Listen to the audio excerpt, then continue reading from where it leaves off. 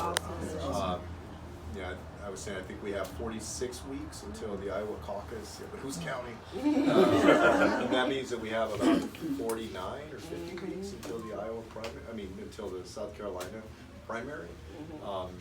And I've said in this campaign that I'm going to go everywhere, all 50 states, and of course the primary states. And I want to thank Assemblyman Moore for helping to facilitate us getting together.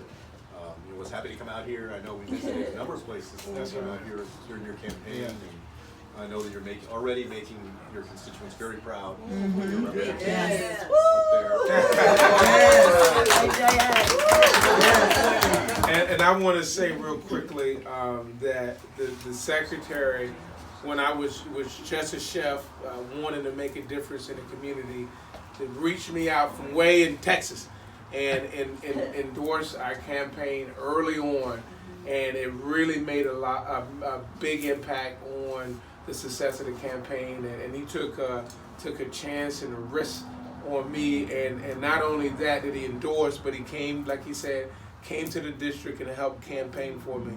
And I tell you what, this guy has so much integrity, and I'm looking forward to getting to know him better. He told a story at Tasty Thai that, I think all elected officials should listen to. He told a story about when he was a city council member. I don't know if you have a second to tell that story, but it's a powerful story, so I would love for you to reshare that story. I got elected early on.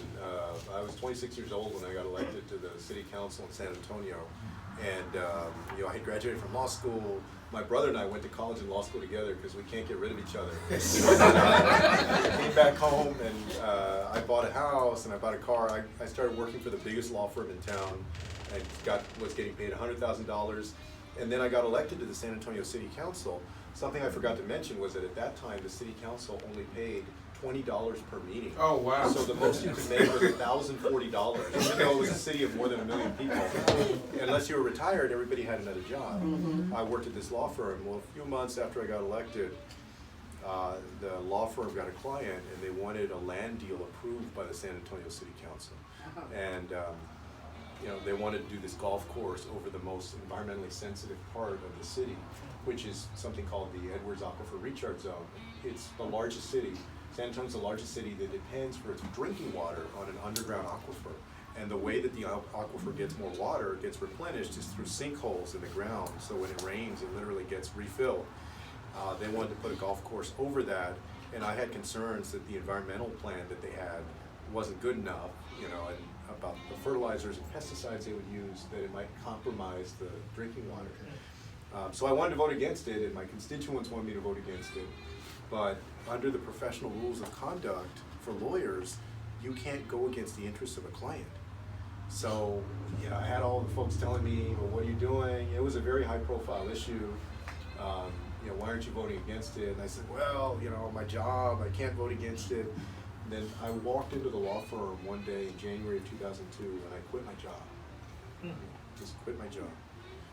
I didn't have a plan for what I was doing. I was 27 years old. The house that I had went into the foreclosure process. I was ultimately able to save it, and sort of stumbled for a little while. My brother and I had our own law firm. We worked for another firm, but I quit that job and I voted against that land deal as a councilman because I felt like that was the right thing to do.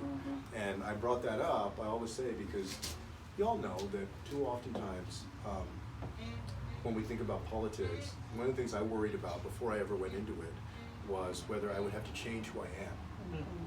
Whether you have to play this game of serving certain people in order to be successful. And you hear that politics is corrupted.